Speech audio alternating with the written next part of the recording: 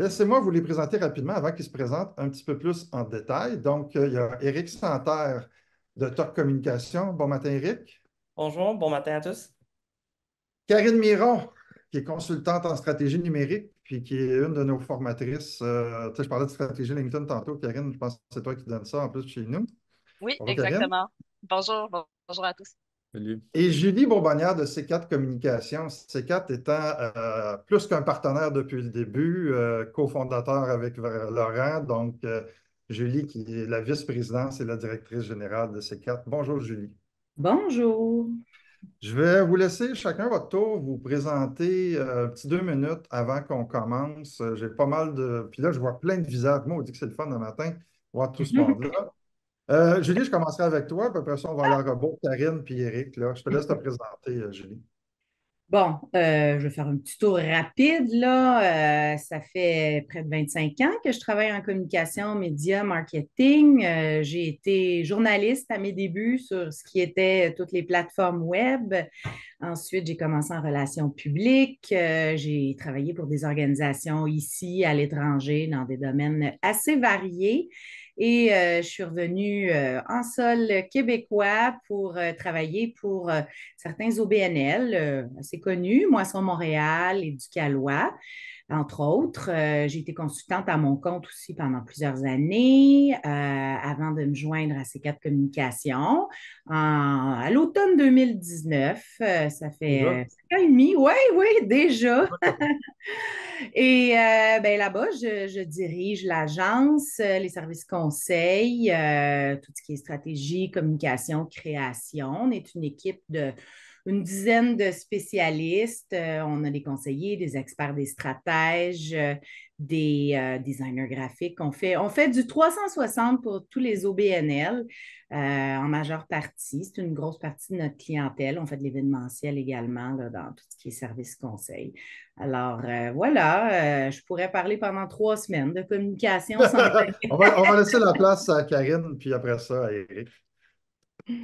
Oui, merci Julie. Bonjour, moi c'est Karine Miron. Donc, j'œuvre dans le secteur du marketing numérique depuis maintenant 16 ans. Donc, j'ai travaillé 10 ans en agence de marketing numérique à Montréal. Donc, j'ai travaillé pour Adviso, Brad qui a été racheté par Ogilvy et Parcours 3.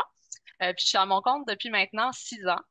Donc, j'accompagne différentes entreprises dans leur stratégie numérique et leur stratégie de contenu médias sociaux. Donc, dans des secteurs très, très variés, beaucoup d'OBNL, notamment dans le secteur touristique, culturel, mais aussi immobilier, financier. Donc, j'ai vraiment travaillé dans des secteurs d'activité, des industries très, très variées. Puis voilà. Puis en fait, je suis formatrice aussi pour Espace OBNL. Donc, je donne 3 formations, dont celle de LinkedIn qui s'en vient là, à la fin mars, le 28 mars, je crois. Puis voilà. Ça me fait plaisir d'être avec vous ce matin. Merci, Karine. Éric, on va se Bonjour à laisser. tous. Je m'appelle Éric Santerre, je suis président directeur général chez TOC Communication. TOC est une agence de communication 360. On existe depuis maintenant 8 ans. On travaille avec, en fait, 40% de notre clientèle sont des organismes à but non lucratif. On connaît bien le marché, Fondation Émergence, Réseau, Interligne, Organisation Bleue et j'en passe. Autant secteur social, environnemental et tout. Je suis aussi un ancien, pardon, journaliste comme Julie. Donc, je travaille en communication depuis bientôt 15 ans. Et aussi, un point commun avec Karine également, j'ai travaillé chez Brad aussi pendant quelques mois là, dans ma carrière avant le rachat par Ogilvy. Puis voilà. Donc, j'ai aussi travaillé en OBNL. Donc, moi, je suis un sexologue de formation à la base. Puis voilà. Je suis bien content d'être là ce matin. La table est mise. Hey, sachez que moi aussi, je connais bien Brad. Danny est un ami de longue date. Fait que, on a tous des points communs à quelque part. J'étais cliente. Toi, t'es client. Voyez-vous, hein, tout est dans tout, comme on dit. Juste un petit peu de contexte avant qu'on commence, puis je parte avec les premières questions. Je pense que vous n'êtes pas sans savoir que le numérique a pris de plus en plus de place dans nos stratégies de communication. On se rend compte aussi que dernièrement, depuis peut-être 2 ans, là, les algorithmes ne nous favorisent pas toujours. Donc, ça dilue beaucoup nos efforts en termes de marketing. Là, on a l'arrivée de l'intelligence artificielle qui va augmenter le nombre de contenus disponibles. On va peut-être même être très perdu là-dedans. Il y a un paquet de défis. Puis, on voit déjà que la création de contenu, elle a beaucoup augmenté depuis quelques années. Donc, j'aimerais ça qu'on place la table en définissant c'est quoi du contenu numérique. Karine, je commencerai avec toi. Oui, tout à fait. En fait, au niveau du contenu numérique, là, c'est vraiment, je vous dirais, très, très large. Puis tant mieux, on va pouvoir faire le tour de la question ensemble ce matin. Donc, moi, j'aime beaucoup vulgariser ça avec le fameux concept du owned, du earned et du paid. Donc, on a des contenus payants, on a des contenus qui sont gagnés, si on veut, qui viennent de réputation de gens qui parlent de nous. Donc, ça peut être des articles, ça peut être des évaluations, etc. Et on a le contenu qui nous appartient, qu'on appelle le owned. Donc, au niveau du owned, c'est là que vous avez quand même un très grand contrôle. Je pense que c'est plus là-dessus qu'on va focuser ce matin. Donc, au niveau des contenus numériques, c'est autant le contenu sur votre site web, si vous avez un blog qui fait du marketing de contenu, ça entre là-dedans aussi. Tout ce qui est médias sociaux aussi, on va en parler ce matin. Donc, avoir une stratégie de contenu autant sur Facebook, LinkedIn, TikTok, Instagram, etc. Donc, je vous dirais, c'est vraiment très, très vaste là, au niveau des contenus web. Voilà, puis je pense que c'est important aussi d'avoir une ligne éditoriale qui est vraiment claire aussi là, pour bien orienter vos contenus numériques et que tout ça soit vraiment cohérent, autant vos contenus hors ligne que les contenus en ligne. Éric, qu'est-ce que tu rajouterais sur comment on peut définir le contenu numérique? Ben, je pense que la réponse de Karine est assez complète. Je pense que ce que j'ajouterais, c'est le fait que c'est vraiment sur la dernière partie, puis je pense qu'il est vraiment importante, puis du moins, nous, chez Tox, c'est vraiment comme ça qu'on travaille. C'est que je pense que jusqu'à un certain point, tout le monde est capable de publier sur Instagram, sur Facebook, sur LinkedIn, etc. Tout le monde est capable de faire un post. Je pense que la différence, puis c'est là où il faut se démarquer, je pense, comme organisation, que ce soit au BNL, entreprise privée, etc. Je pense que c'est dans l'aspect stratégique. Je pense que c'est important de toujours avoir une stratégie bien définie derrière, puis de se poser la question pourquoi on le fait, pourquoi on va publier tel contenu, à quel moment, de quelle manière, quel type de contenu. Donc, vraiment se poser ce genre de questions-là en amont. Parce que juste dire je vais publier pour publier, c'est généralement ce qui va faire en sorte que ça ne fonctionnera pas. Entre autres, par exemple, aussi, de la quantité des contenus. Je pense que la quantité des contenus aussi, c'est quelque chose de relativement important. Moi, souvent, quelque chose que je vois régulièrement, c'est des clients qui vont dire, ah, il faut que je poste sur les réseaux sociaux à tous les jours, 3 fois par jour. Sauf que la réalité, c'est que quelqu'un qui fait ça, ben, il écrase ses contenus. Donc, il y a plusieurs contenus qui ne seront jamais vus. D'un, ils ne seront pas mis de l'avant par les algorithmes, puis ils ne seront pas vus par les abonnés aux pages, etc. Parce qu'il y en a tellement, on n'a pas le temps de les voir avec qu'il y en ait un autre qui sort. Donc, bref, il y a toute cette notion-là stratégique qui est vraiment importante. Donc, je pense vraiment que c'est la base, en fait, d'une bonne stratégie réseaux sociaux, communication numérique. C'est vraiment d'avoir une stratégie bien définie derrière, de savoir pourquoi on fait les choses et de quelle façon on va les faire. Julie, tu terminerais ça comment, toi? Ben, écoute, je pense que mes collègues ont dit pas mal l'essence de la définition de c'est quoi des contenus numériques. J'ajouterais peut-être qu'il y a les applications mobiles aussi qui sont quand même maintenant une nouvelle source, un nouveau canal d'information très important, notamment pour du contenu commandité. Mais aussi les applications comme telles, là. Je veux dire, certains de nos clients au BNL ont des applications, donc il y a des campagnes à faire pour faire du drive-to-web appli mobile. Puis après ça, il y a tous les nouveaux canaux qui ont été créés. Je pense à Spotify où tu peux faire de la publicité, des trucs comme ça. Donc, tout ce qui n'est pas papier, je crois qu'elle peut être considérée du numérique. Là. Les chaînes, même Radio-Canada, maintenant, nous fait du drive to YouTube le matin à RDI. Donc, je pense que, tu sais, on parlait de convergence là, au début des années 2000 des médias, mais là, on est vraiment dedans avec les Tout.tv aussi, qui sont des applications locales qui s'adressent fort probablement beaucoup plus à nos publics d'OBNL là, locaux que certains autres grands canaux numériques. Ah, C'est ce que je rajouterais. je trouve intéressant dans ce que tu dis, Julie, c'est que considérant qu'on a une bonne clientèle qui est en région, les communautés numériques, les médias locaux, médias communautaires aussi, c'est peut-être des choses qu'on n'avait jamais considérées qui maintenant Mhm, se sont. Puis même les hebdos régionaux sont absolument. rendus avec des communautés numériques dans lesquelles on publie des contenus qui sont devenus de plus en plus intéressantes et importantes. Puis Mhm. comme c'est eux qui prennent la relève un peu de l'information locale, ça devient intéressant de s'y positionner aussi avec nos contenus. Ils ont moins de journalistes, par contre, en région, ils ont vraiment du contenu national. Nous, tu sais, moi, j'ai un background très PR traditionnel auparavant, puis c'est sûr que tu essaies de rejoindre le journaliste. Les médias sont en crise. Oui, effectivement. Mais d'ailleurs, parlons de ce qui se passe actuellement. Euh, c'est quoi je parlais d'intelligence artificielle, mais si on met ça de côté pour la rédaction et la création des contenus, qu'est-ce qu'il y a de nouvelles tendances, disons, dans les 6, 8 derniers mois là, que vous avez vu surgir et que vous aimeriez peut-être partager avec les autres? Éric, je vais commencer avec toi. Oui, ben en fait, je ne sais pas si je peux dire que c'est les 6, 8 derniers mois, parce que c'est peut-être un peu plus long que ça, mais c'est sûr que nous, ce qu'on remarque beaucoup, c'est l'engouement pour tout ce qui est contenu vidéo. Les contenus vidéo fonctionnent vraiment très bien là, sur les plateformes numériques actuellement. Donc, nous, c'est sûr qu'on essaie d'encourager beaucoup nos clients vers ce type de contenu-là parce que ça accroche énormément. Donc, quand je parle de contenu vidéo, là, je parle par exemple des stories sur Instagram ou des Reels, du contenu TikTok aussi, bien sûr, dépendamment de qui est votre clientèle. Je pense aussi que on n'en a pas parlé à la première question, mais c'est aussi quelle plateforme correspond à mon organisation.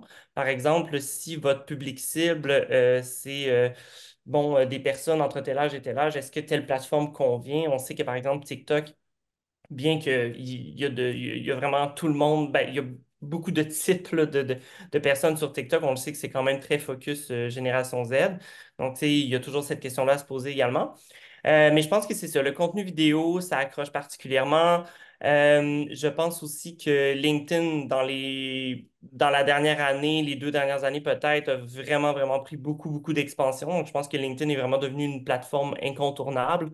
Moi, personnellement, c'est devenu une de mes plateformes préférées. J'aime vraiment beaucoup travailler avec LinkedIn. Il y a beaucoup de choses qu'on peut faire. La publicité coûte un peu plus cher qu'ailleurs, mais ça reste quand même intéressant. Euh, Aussi, qu'est-ce qu'on a vu? Ben, c'est sûr que ça, on le voit depuis malheureusement plusieurs années quand même déjà, mais c'est certain qu'il y a eu des modifications importantes au niveau des algorithmes méta.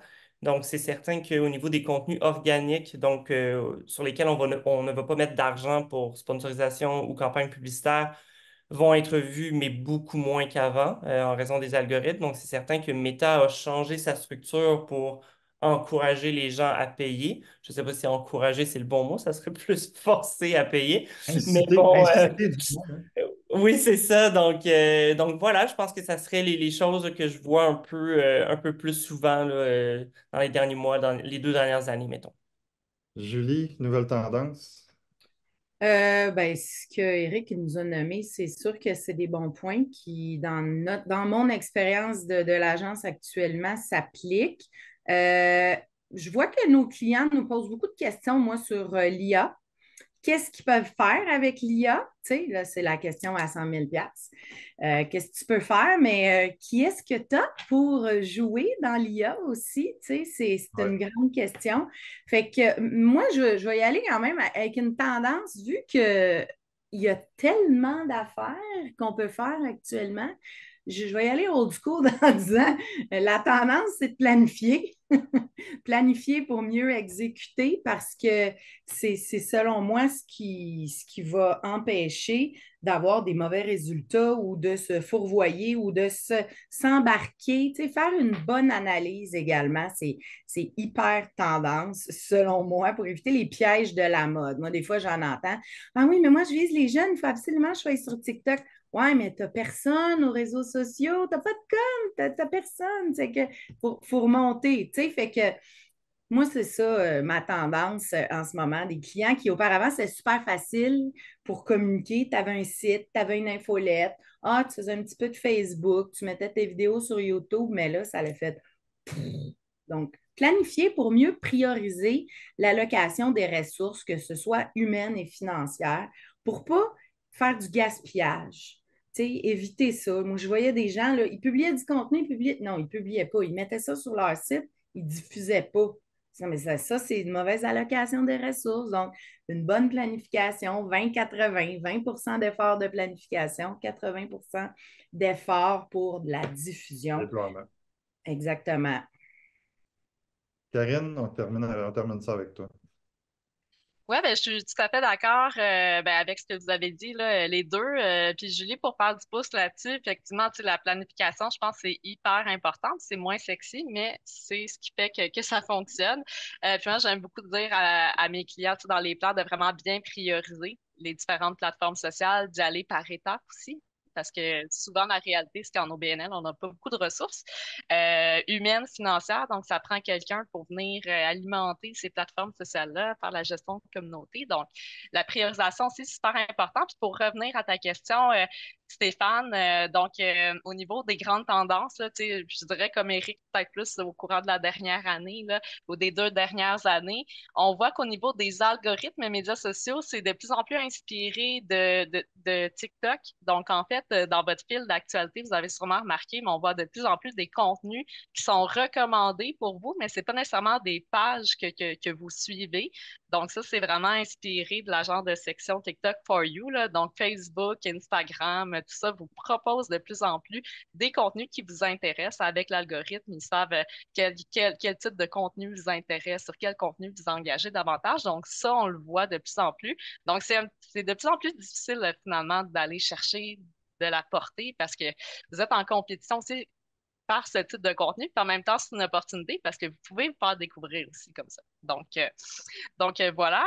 Aussi, ce que je voyais aussi, ben, les formats Reels, ça, Eric en a parlé, là. Donc, c'est vraiment des formats qui sont très, très poussés, les courtes vidéos verticales comme en boucle, là, qui sont de plus en plus longues. Ça, effectivement, c'est comme un format qui est vraiment poussé par les algorithmes. Donc, misez davantage là-dessus si vous le pouvez. Ce que je voyais aussi, les partenariats avec les créateurs de contenu.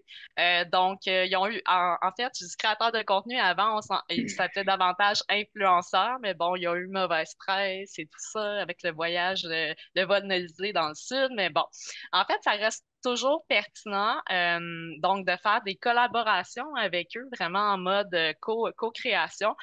Généralement, c'est des partenariats qui sont rémunérés, mais ça vous permet d'aller chercher une niche que vous ne seriez pas nécessairement capable d'aller chercher vous-même. Moi, ça, je trouve ça quand même intéressant. Puis c'est des gens qui ont une grande communauté dans votre domaine. C'est ça, c'est un bon levier finalement pour vous. Puis vous n'avez pas besoin de créer le contenu vous-même. Donc, ça vous allège de cette tâche-là, assurément.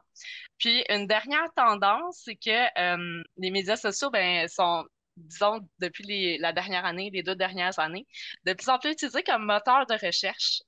Donc, ça, c'est une tendance forte, notamment au niveau de la plus jeune génération, la génération Z. Donc, au lieu d'aller se tourner sur Google pour dire j'aimerais ça avoir plus d'informations sur tel sujet, souvent le réflexe, ça va être d'aller sur Instagram dans l'application ou sur TikTok dans la barre de recherche et de taper la thématique. Donc, ça va être de plus en plus important vraiment d'aller optimiser vos captions, vos textes, vos titres de vidéos, etc. Avoir les bons hashtags sur Instagram, sur TikTok pour mieux ressortir. C'est un peu le même principe que le référencement organique, le SEO dans Google, mais sur les médias sociaux. Donc, ça aussi, je pense que c'est une tendance qui va perdurer à travers le temps. Tu as ouvert la porte tantôt, Julie, en parlant d'outils. Je veux qu'on aille un petit peu plus loin là-dedans. Les gens qui sont devant moi, il y a plusieurs visages que je connais, puis je sais très bien que ce pas des spécialistes de communication. C'est souvent des gens qui étaient dans la mission, anciennes intervenantes, anciens biologistes, anciens.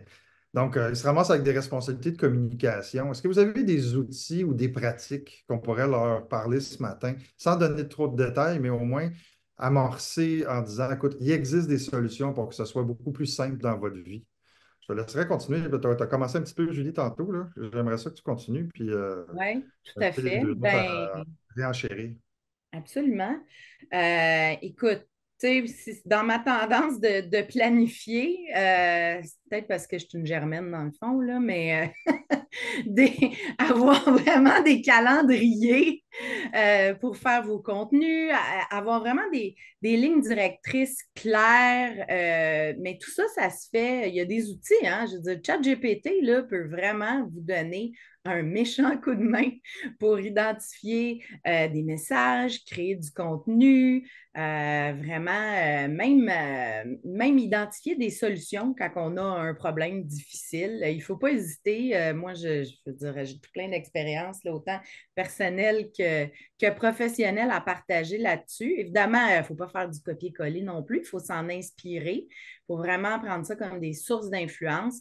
C'est sûr que si on prend vraiment d'outils pratiques, là, bien que nous, on est une agence professionnelle avec des designers, on n'hésite plus maintenant à faire des modèles dans Canva pour nos clients. Donc, des gabarits. Moi, je faisais ça avant Canva. Déjà, dans PowerPoint, je me faisais des carrés avec des logos puis tout. Là. Moi, je suis très DIY, mais il y a cet outil fantastique qui a été créé et puis que je crois que ça va aider beaucoup les organisations. Moi, je vois ça comme leur donner les moyens de mieux travailler puis d'investir avec nous, les conseillers, les spécialistes, pour faire plus par la suite, au lieu de dépenser beaucoup pour que nous, on fasse du design. T'sais. Donc, investir plus dans la diffusion, investir dans des contenus payés, dans de la publicité par la suite, travailler plus sur leur stratégie avec nous également, voir ça plus d'une vision globale. Puis après ça, trouver des outils qui leur permettent d'avoir une interaction, puis peut-être d'automatiser certaines choses de leur communication. Il existe des suites numériques, hein, déjà. Il y a des sites comme Yapla, la suite Donna, qui permet aux organisations de se créer un environnement virtuel qui leur permet d'avoir des fonctionnalités de levée de fonds, de CRM, d'inscription, d'infolettes, puis de diffuser aussi à travers leurs réseaux sociaux. Et c'est sûr, nous, on fait du web aussi, donc un de nos outils préférés qui commence donc à avoir des petits freins, là, mais c'est MailChimp qui permet des automatisations beaucoup entre ton site web pour des listes de distribution, qui est super simple à utiliser également, pour lesquels on crée des gabarits aussi.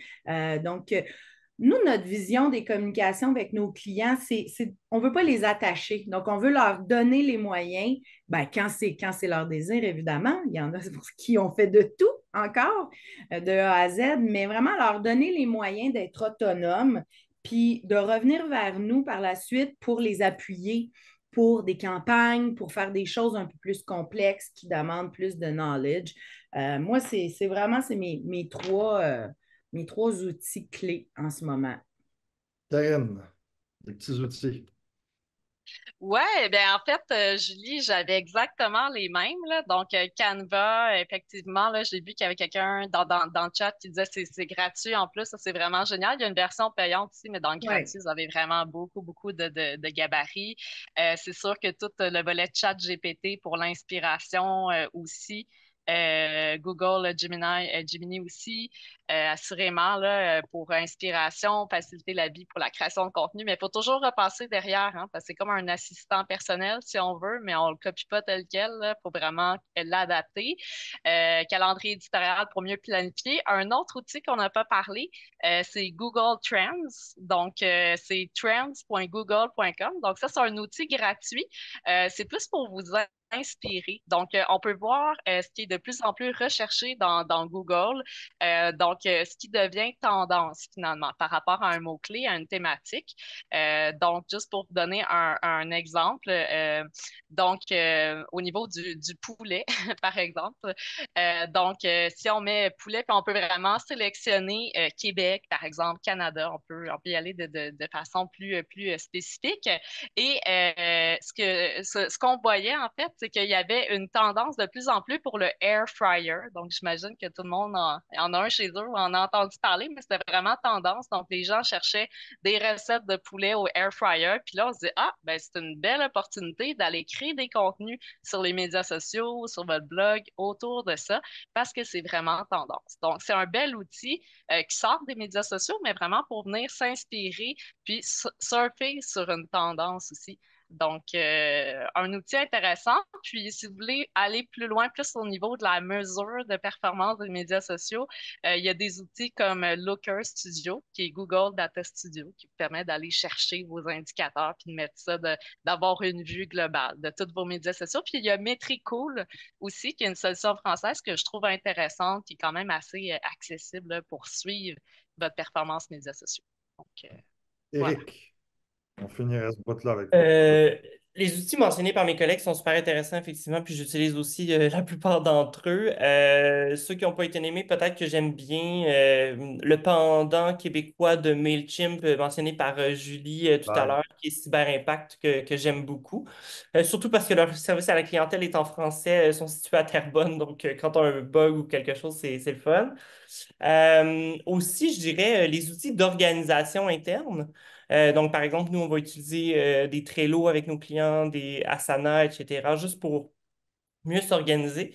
Mais je pense qu'au-delà des outils, puis ça fait un peu un parallèle avec ce que Julie disait tout à l'heure, euh, au niveau des ressources, moi, ce que je trouve un peu dommage, surtout dans le secteur OBNL, c'est que, bon, je pense que là, je ne vais pas partir un débat sur l'inflation et l'économie, on en parlerait pendant des heures, mais je pense que moi, quelque chose que je vois beaucoup, c'est que quand il y a des difficultés économiques, sociétales, donc vraiment qui touchent tout le monde, que ce soit inflation et tout, le premier endroit où les entreprises, les organisations privées ou les OBNL vont couper, c'est dans les communications. C'est le premier endroit où ils vont couper. Alors que logiquement, ça devrait être le dernier. Parce que quand tu veux que tu vendes un service, que tu vendes un produit, que tu défendes une cause, que tu... Peu importe, euh, comment veux-tu atteindre ton objectif si tu es invisible aux yeux de ta population, aux yeux de ton public cible? Donc, en coupant dans les communications, tu crées cette invisibilité-là. Tu coupes, en fait, dans l'endroit qui te permet d'être visible, qui te permet de continuer de faire des ventes, d'atteindre ton public cible pour des campagnes de sensibilisation, par exemple. Donc, au-delà des outils, je pense que c'est important de toujours avoir des ressources, que ce soit en interne ou en externe. Moi, j'essaie beaucoup de casser ça, en fait, cette espèce de réflexe de penser que les communications, c'est le premier endroit où on peut couper quand ça va moins bien financièrement, alors que concrètement, ça devrait être le dernier. Donc, je pense que c'est beaucoup là-dessus que je mettrais l'emphase parce que on peut avoir tous les outils du monde, mais si on n'a aucune ressource pour s'en occuper, comme disait Julie tout à l'heure, à quoi bon? Ouais, on va faire du pouce un petit peu. Je vais aller dans la continuité de ce que tu viens de dire, Éric. Puis je trouve ça important qu'on parle des contenus payants. Parce que les OBNL ont très souvent un défaut de voir une dépense et de ne pas voir un investissement. Premièrement, là, ça, je le constate au quotidien. Et qu'on n'a jamais d'argent pour faire des choses payantes, mais des fois, on n'évalue pas les résultats par rapport au dollar investi non plus. Fait que ça, c'est quelque chose que j'aimerais vous entendre, tant au niveau du moyen que de l'expertise que ça prend, ou de la façon aussi, parce que la bébite au BNL ayant un enjeu de gouvernance, on va y revenir. Là, le formateur en gouvernance va ressortir tantôt, vous allez voir, là, parce que je veux qu'on parle du rôle des conseils d'administration dans la planification des communications. Là. Mais on revient juste sur l'idée des contenus payants. Là. Quand on dit qu'on n'a pas les moyens, là, vous en pensez quoi? Julie, je vais te laisser. Eric a ouvert la grande porte. Là. On va rentrer dedans là, comme c'est là. Quand on dit on n'a pas d'argent, bon, c'est souvent ça. Là. On n'a pas de budget, on n'a pas d'argent.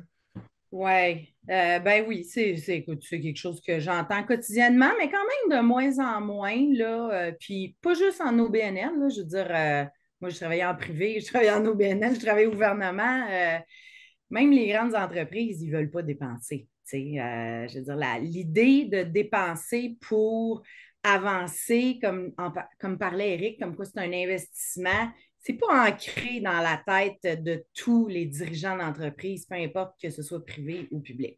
Euh, c'est sûr que aussi, il y en a qui font souvent l'erreur de oh, on va embaucher une directrice des communications marketing, mais ils ne donnent pas de budget. Je veux dire, moi, je l'ai vécu là, comme personne, comme professionnel des communications plusieurs fois. Donc, ça c'est une grosse erreur des OBNL, tu sais. Ou d'embaucher, ou de juste penser à l'aspect financier exactement. Puis d'embaucher quelqu'un de très jeune qui a pas d'expérience de planification, qui n'a pas de vision stratégique parce qu'elle n'a jamais été dans une organisation où les communications étaient bien planifiées et organisées. Puis là, je parle des communications, là, la grande communication. Là. Donc, ça coûte cher aussi. Tu embauches quelqu'un, puis tu ne lui donnes pas les moyens de réussir. Moi, c'est quelque chose que je fais souvent avec des clients, c'est-à-dire on fait un plan, ils ont une ressource, on l'accompagne. Même, j'ai déjà trouvé des ressources pour certains clients. On évalue les besoins. Bon, fait que ça c'est sûr que c'est un grand point. Il y a toutes sortes de façons de trouver des budgets, des subventions, du Google Ad Grants. Il faut être stratégique. Moi, j'ai des clients là, qui, au départ, sont arrivés dans leurs organisations. Il y avait 260 000 de budget, puis qui sont devenus des rainmakers parce qu'ils sont créatifs dans leur approche du financement, puis qu'ils trouvent des gens autour d'eux pour bien les conseiller. Il y a aussi, tu sais, si tu n'as pas de stratégie, puis que tu investis un peu n'importe comment, puis n'importe quand, bien ça, c'est sûr que ça ne sera jamais payant, puis tu n'auras jamais les résultats que tu souhaites. Un autre élément, c'est quoi que tu veux comme résultat? Les clients, là, des fois, ils disent ah, ça fait longtemps que je ne l'ai pas entendu, mais je veux devenir viral, là, ou ils ne comprennent pas la différence entre la notoriété et la visibilité. Tu sais, je veux être connu, tu veux être connu, ouais, OK, tu veux être reconnu pourquoi, tu veux être où, à qui tu penses, c'est quoi tu veux comme résultat? Plus de gens sur ton site, plus de gens à tes événements, plus de dons, plus de whatever, tu sais. Donc, tu sais, je vois souvent les gens, ah, je vais faire une campagne de radio, ouais, pourquoi? Si je suis vraiment fatigante, puis j'ai des gens dans mon équipe ici qui écoutent, si je dis 22 fois par jour, pourquoi? Pourquoi on fait ça, là? Donc, pensez à l'objectif, donc être stratégique avec vos investissements. Puis, au lieu de juste voir l'argent, peut-être voir comment je peux amplifier la portée de mon message en faisant des messages en collaboration avec d'autres organisations comme la vôtre. Donc, tu sais, maximiser les budgets. Si vous êtes 10 banques alimentaires qui voulaient sortir un message sur un enjeu que vous vivez, chacun dans vos régions, puis vous mettez toutes 2000 pièces dans le pot, ben ça fait 20 000 pièces pour faire une campagne. Il y a des choses comme ça pour payer un consultant, pour développer de l'expertise. Souvent, je vois des clients qui voient d'autres organisations dans leur secteur comme vraiment des concurrents, alors qu'ils devraient plus les voir comme des partenaires. Moi, c'est quelque chose qui est super important. Puis, il ne faut pas non plus être utopique dans les résultats qu'on souhaite. Il faut être réaliste. Hein. Tu recroises un peu ce que tantôt Karine a parlé de ce qu'on appelle en anglais le own media, là, donc le média qui nous appartient. Je pense que la majorité des organisations ne réalisent pas qu'ils sont devenus par leur communauté, par leur base de données courriel, par leurs médias sociaux, des médias par eux-mêmes. Puis, Absolument. bien intéressant dans ce que tu dis, puis ce sur quoi je veux amener les gestionnaires qui sont à l'écoute à réfléchir un peu plus, c'est l'idée de la mutualisation, l'idée du partage des communautés. Je l'ai vécu avec, mettons, dans le milieu de l'événementiel, un événement d'hiver et un événement d'été. Ben, l'événement d'été publie au printemps puis à l'automne dans la communauté de l'événement d'hiver et inversement aussi pour des fois partager les mêmes bénévoles, partager des ressources. Ils ne sont pas compétiteurs. Fait ils pourraient utiliser les différentes communautés et différentes bases de données des uns et des autres. Fait que ça, je trouve intéressant, Julie, l'effet de levier qui vient avec la créativité. Puis ça vient, ça, mes amis, les gestionnaires, avec l'obligation de vous donner du temps pour réfléchir. Puis ça, je le sais, vous êtes tout le temps en train de me dire, on n'a pas le temps. Mais vous devriez, dans les bonnes habitudes de gestionnaire d'OBNL, c'est finir à intégrer du temps de réflexion dans son calendrier. Karine puis Eric, je vais aller un petit peu ailleurs. Je veux qu'on parle de pertinence. Je vois trop d'organisations pour eux, la publication des médias sociaux, c'est voilà notre prochain calendrier, voilà notre prochaine réduction, là on a une promo, c'est le temps du membership. C'est tout le temps les mêmes messages un peu plates qu'on voit. J'aimerais ça vous entendre sur un peu la pertinence, puis qu'est-ce qu'ils peuvent faire pour être plus pertinents. Karine, je commencerai avec toi. Ben oui, tout à fait, c'est une excellente question. Souvent, ben, on y revient là, à la fameuse planification, stratégie de contenu qui doit être élaborée. Je pense que c'est vraiment fondamental parce que trop souvent, je vois encore des organisations peut-être qui vont créer des contenus sur le web qui sont très, très promotionnels, notamment sur les médias sociaux. Ça fonctionne pas très bien parce que pensez à vous quand vous allez sur Instagram, sur Facebook, sur TikTok, vous êtes plus en mode je veux m'informer, je veux rester à l'affût, Définis, définis, je veux. Karine, c'est quoi un contenu promotionnel pour tout le monde? Parce qu'il y en a qui le font, mais ils ne réalisent pas que ce type de contenu-là, c'est pas celui qui accroche vraiment. Ouais, ben par exemple, ça peut être de parler de ses produits, services. Voici notre nouveau service, c'est le meilleur, là, je caricature, là. Mais une promotion spéciale, il y a un 10% de rabais, il y a telle chose, il y a telle chose. C'est bien d'avoir une partie de vos publications qui a un aspect promotionnel, parce que veut pas, on est une entreprise, on est une OBNL, on a des choses à faire, on a des objectifs à atteindre. Mais généralement, ça ne devrait pas être plus de 10% de l'ensemble de vos publications. Parce que sur les médias sociaux, moi, ce que je vois avec mes clients, c'est que toutes les publications vraiment trop promotionnelles, le taux d'engagement est vraiment pas là. Donc, il faut se mettre dans l'état d'esprit de vos abonnés, de la clientèle que vous souhaitez atteindre. Donc, on est plus dans un mode informationnel, même ludique. Des fois, je vais être divertie, etc. Donc, il faut vraiment venir apporter de la valeur.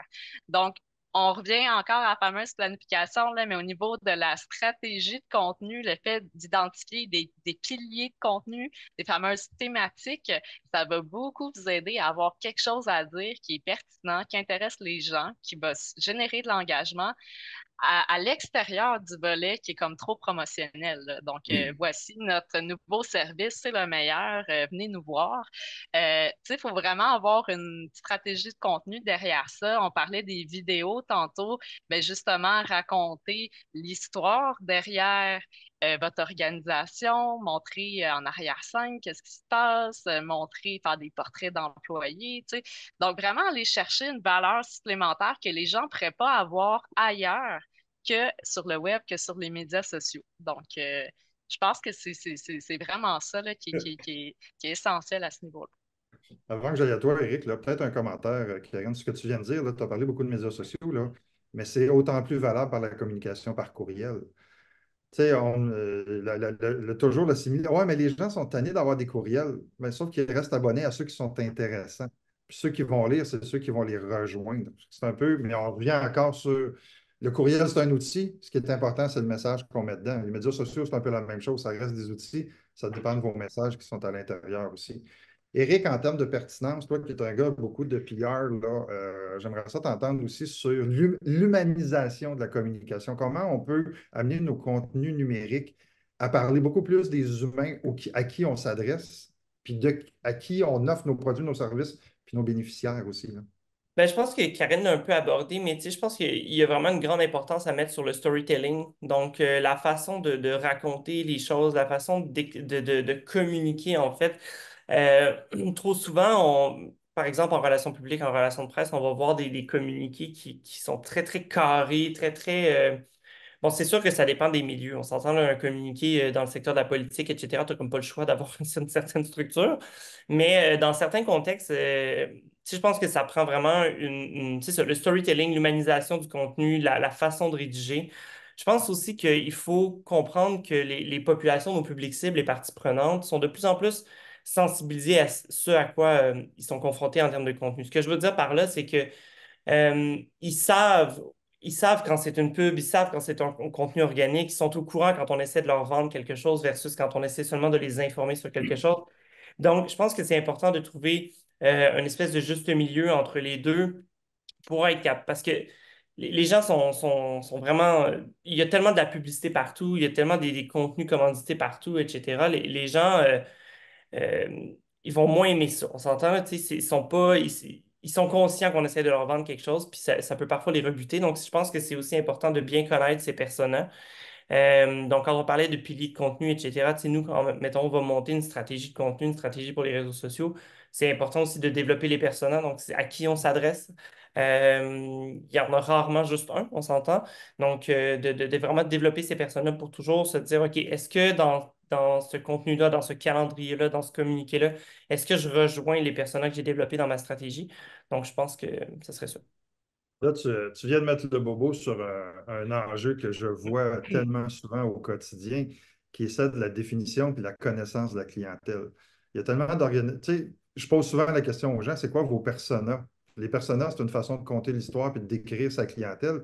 Puis il y a très peu d'OBNL qui ont fait le travail de définir leur persona, puis qui ont fait le travail d'analyser les données qu'ils ont dans leur système pour être capable de faire des profils des profils socio-économiques en premier. Mais après ça, dans les OBNL, ce qu'on s'est rendu compte, vous allez entendre ça de plus en plus souvent, mes amis, c'est le psychographique, les valeurs, les conditions, la façon de vivre, les comportements que les gens ont deviennent de plus en plus importants aussi. D'ailleurs, tu as parlé de. Ben, vous avez tous parlé un petit peu indirectement de quelque chose que je veux aborder parce qu'il nous reste à peu près juste 15 minutes, là. On a parlé beaucoup de médias sociaux. On remarque globalement que les gens sont de plus en plus agressifs et manquent de respect sur les médias sociaux pour toutes sortes de raisons. Tu as de plus en plus de membres ou de gens à qui tu t'adresses qui vont essayer de voir le défaut avant de voir la qualité, de dénoncer des choses sur le site sur la page Facebook d'une organisation, par exemple, là, ou critiquer le conseil d'administration. En tout cas, je vois toutes sortes de choses au quotidien, là. J'aimerais ça vous entendre sur qu'est-ce qu'on fait quand ça arrive. Julie, je vais commencer avec toi. Hmm. Bon. J'ai pas eu d'expérience récemment avec ça. J'en ai eu des grosses dans le passé. Gestion de crise sur différents canaux. Je ne sais pas si vous vous rappelez du fameux festival du solstice. Juin 2019, qui était une fête de la Saint-Jean transformée en quelque chose de célébration plus longue. Il faut évaluer la menace, c'est sûr. Tu sais, il y a une gradation. Moi, je conseille toujours à mes clients qui sont dans un secteur d'activité qui peut susciter certains enjeux d'affaires publiques ou même tout simplement faire triggerer les trolls. Il faut évaluer. Tu sais, il ne faut pas tout de suite intervenir, je pense, auprès, tu sais, quand il y a une situation. Régulièrement, dans des communautés très engagées, les problématiques vont se résoudre seules.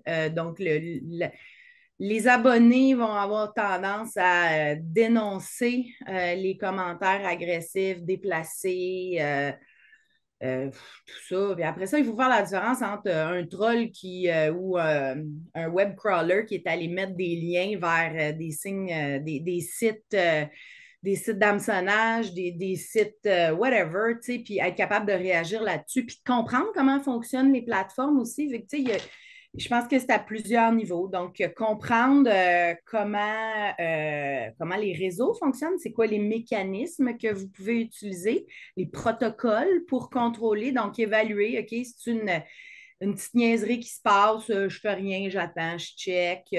Une plus grosse, ben, tu fais un avertissement, tu sais, nous ne tolérons pas ça, blablabla. Troisième, tu le bloques. Quatrième, tu le bloques de la vie, tu sais, tu lui envoies un message privé. Tu sais, il y a tout donc, un arbre décisionnel, je crois, à développer selon le secteur, les risques également. Donc, tu sais, connaître tes personas, connaître les risques, ça fait partie d'une analyse de gestion de risque également. Est-ce que les réseaux sociaux sont un facteur de risque pour ton organisation? J'ai des exemples, je pourrais vous en donner 10 là, d'organisations dans différents domaines. S'il y a des syndicats, s'il y a dépendant de l'ampleur de l'organisation, des fois la menace est interne. Donc, est-ce que ça nécessite d'avoir une politique d'usage des réseaux sociaux à l'interne aussi auprès de tes employés? Moi, j'ai déjà vu ça, une crise créée par une gang d'employés pas contents d'une affaire qui s'était passée dans un entrepôt de l'organisation. Je veux dire, c'est vaste, mais connaître les plateformes, connaître les mécanismes, puis avoir un certain protocole en place pour prendre des décisions. Karine.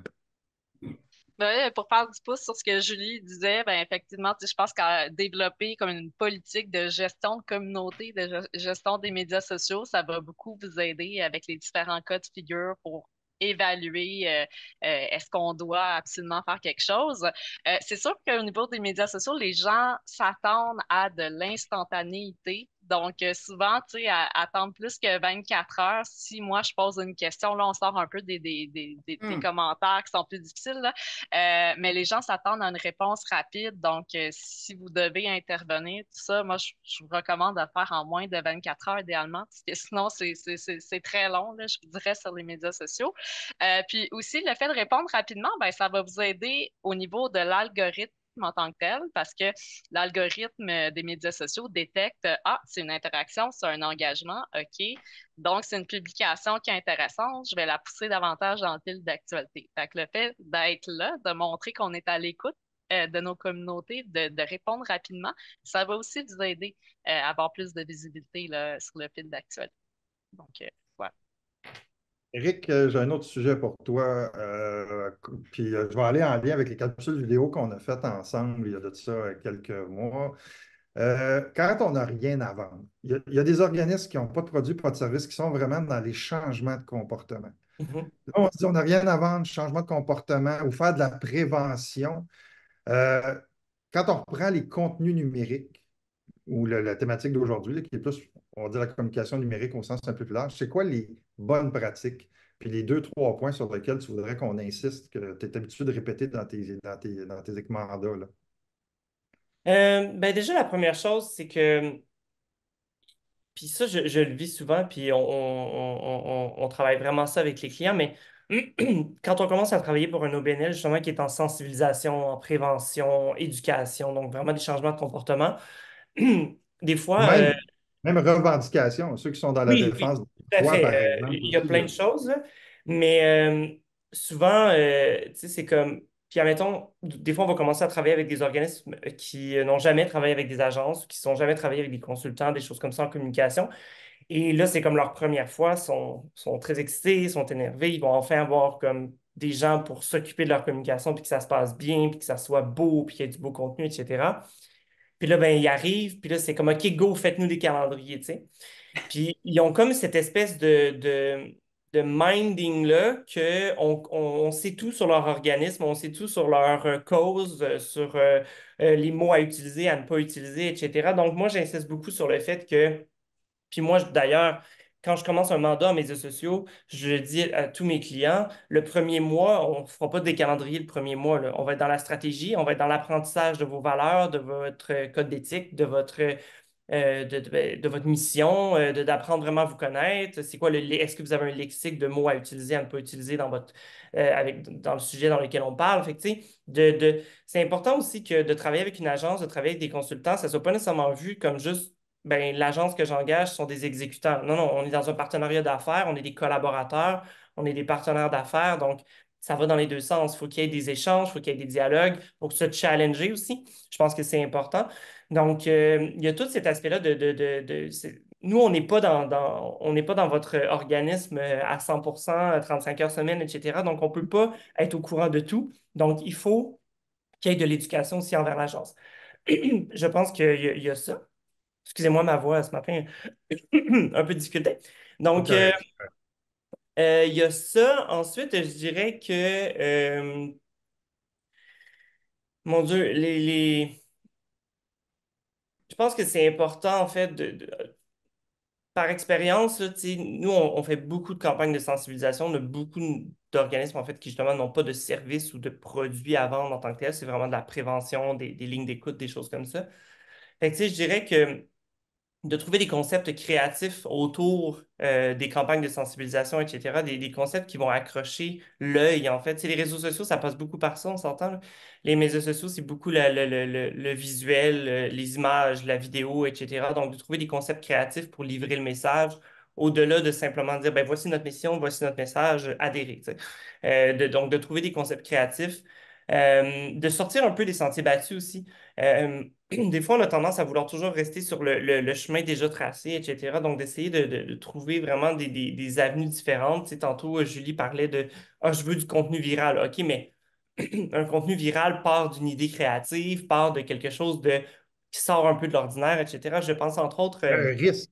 Oui, Il y a c'est tout ça, des exactement, risques. à prendre des risques. Tu sais, je me souviens, je pense que c'est le compte TikTok des restaurants La Fleur, qui est devenu super populaire. Attends, c'était-tu La Fleur? Bref, je me trompe peut-être là, de marque, là, mais qui est devenu super populaire parce qu'ils ont pris une de leurs cuisinières en cuisine, ils l'ont dit, ah, fais ce type de commentaires-là, etc., ce type de contenu, puis c'est devenu super populaire. Tu sais, de trouver vraiment des idées différentes.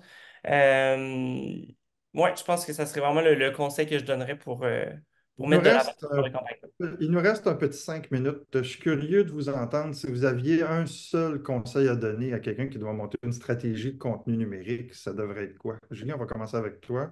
Hmm. Pour les plus vieux d'entre vous qui écoutiez la télé, je veux dire, connais-toi toi-même.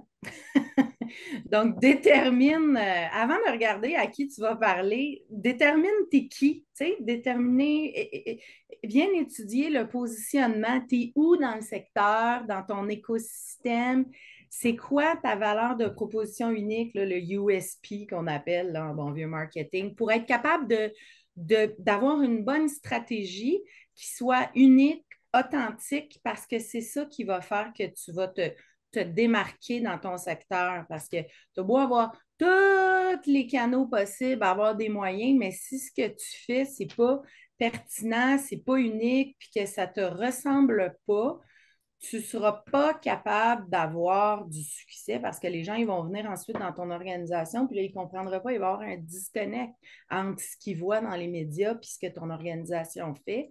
Puis, de présenter les gens, là, un peu comme Éric disait, là, de mettre de l'avant les gens dans ton organisation, une cuisinière. Quand on pense, là, un des plus beaux succès récents des dernières années, là, les jardins, voyons, je ne me rappelle plus comment elle s'appelle, la madame là, qui fait qui parle de pépinière, puis de Marthe, c'est son prénom, là, c'est ça. Elle, c'est une de mes préférées. Je rêve d'avoir une cliente ou un client qui va avoir le guts de se lancer dans quelque chose comme ça, qui est unique, qui est informatif, qui est créatif, qui est ludique. Elle a fait un home run, là, cette femme-là. Bon, elle en a trop fait aussi, elle s'est épuisée. Ça, c'est difficile à gérer parfois le succès, mais il faut travailler, il faut analyser qu'est-ce qu'on fait. Toujours commencer par un audit aussi. Même nous, à l'interne, dans notre organisation, les gestionnaires, une fois par année, réunissez-vous en équipe, faites un SWOT de vos activités, de vos succès. Préparez-vous. Il faut miser sur les forces pour minimiser les faiblesses, puis être capable de saisir les opportunités. C'est ça, le SWOT. Hein? Puis de toujours garder un œil sur les menaces. Faire de l'analyse, puis on n'a pas besoin d'avoir 53 000 gadgets numériques, même pour analyser sa présence numérique. Regardez ce que nos concurrents font. Oui, avoir des données, c'est important, puis je le dis tous les jours à mes conseillers, avez-vous checké leurs résultats à chiale, la cliente, pourquoi? Donc, se servir de ce qu'on a, mais prendre du recul, c'est hyper important, puis se connaître. Éric, j'avais dit un seul conseil, mais j'ai laissé Julie aller, là. Excuse. Euh, je pense que c'est vraiment juste de ne pas minimiser le pouvoir et l'importance des communications, de surtout pas minimiser cette importance-là, puis de ne pas considérer que on est trop petit pour faire des communications, on n'a pas le budget, on n'a pas les ressources, etc. Puis tu sais, tantôt Stéphane disait, ou je sais pas trop, je sais pas si c'était Stéphane qui en parlait, mais de prendre son temps, etc. Puis oh, j'ai pas le temps des fameux gestionnaires. Ouais. Tu sais, je sais qu'on l'a probablement tous entendu cette phrase-là, mais le temps, c'est pas quelque chose qu'on a, c'est quelque chose qu'on prend. Il faut le prendre, le temps. Il faut prendre le temps de le faire parce que les impacts sont réels, parce que ce que vous allez ressortir de ce travail-là, du temps que vous aurez pris à investir dans vos communications, va être vraiment significatif. Il va avoir une importance, ça va être vraiment important, les retombées sur votre organisme. Donc, je pense que c'est vraiment de prendre le temps puis de vraiment mettre beaucoup d'importance sur les communications. Je pense que avant d'aller à toi, Karine, là, mais je vais faire un petit retour sur ce que tu viens de dire. Il y a quelque chose de super intéressant, super important dans ce que tu viens de dire, Éric, là. C'est qu'on ne calcule jamais à quel point c'est risqué de ne pas être présent dans les coups, visuellement, communication, et ainsi de suite. Tu sais, ne pas être là, ça veut dire qu'on va avoir de la misère à embaucher. Ne pas être présent, ça veut dire qu'on va peut-être avoir un problème avec notre membership. Ne pas être présent va augmenter les efforts nécessaires de faire pour avoir des dons pour des bailleurs de. Tu Tu sais, je pense qu'on calcule beaucoup plus ce que ça coûte d'être présent minimum et non pas ce que ça nous a comme impact négatif d'être absent dans la communication de manière globale. Karine, je finis avec toi parce que je sais que tu as tout le temps plein de conseils quand tu donnes tes formations. Fait que j'ai hâte de t'écouter. Dernier conseil en partant aujourd'hui, là. Ben oui, je vais essayer de faire ça court. Effectivement, tu sais, je pense qu'il faut être prêt à sortir de sa zone de confort, mais en respectant son ADN d'OBNL, de marque, etc. Donc toujours avoir un plan. Donc, on en a parlé beaucoup ce matin, mais je pense que ça fait une belle conclusion en même temps. De prendre le temps de faire une stratégie de contenu, ça va beaucoup vous aider. Donc, vous demandez à qui on s'intéresse, quel est notre objectif principal, qui sont nos cibles, nos personas. Puis après ça, développer nos fameux piliers de contenu, nos thématiques, s'orienter là-dessus avec un calendrier éditorial pour toujours rester présent, pertinent. Ça, c'est vraiment la clé, à mon avis. Puis après ça, une fois que votre stratégie est faite, ben c'est vraiment important d'aller suivre son évolution. Parce qu'une stratégie de contenu, c'est comme un être vivant. C'est tout le temps en amélioration, en tout cas, on le souhaite, en amélioration continue. Donc, il faut que ça évolue. Donc, selon les résultats que vous allez avoir, vous allez adapter votre stratégie de contenu au fur et à mesure. C'est pas statique, là. Donc, ça évolue toujours. C'est ça la beauté du numérique, c'est que tout se mesure. Donc, il faut vraiment tirer parti de ça et la faire évoluer avec le temps, avec votre organisation, avec le développement de nouveaux produits-services, vos nouvelles clientèles. Donc, c'est ça. Donc, bien définir, mais après ça, il faut vraiment le suivre, l'accompagner, la faire évoluer, la faire grandir.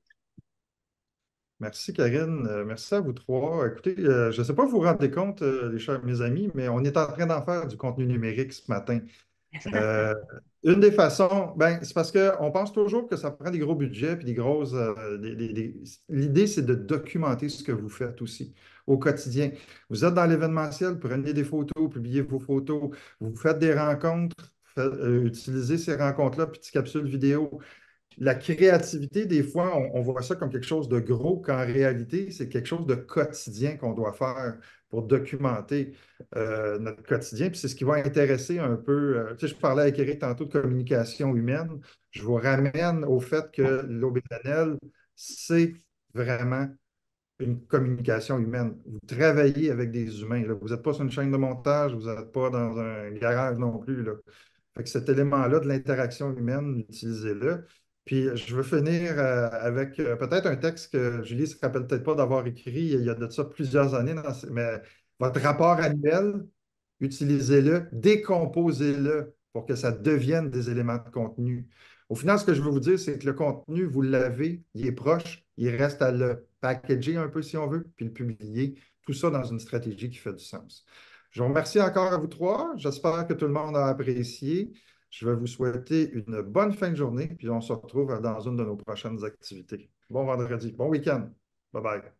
Merci. Merci beaucoup tout le monde. Merci. Bon vendredi.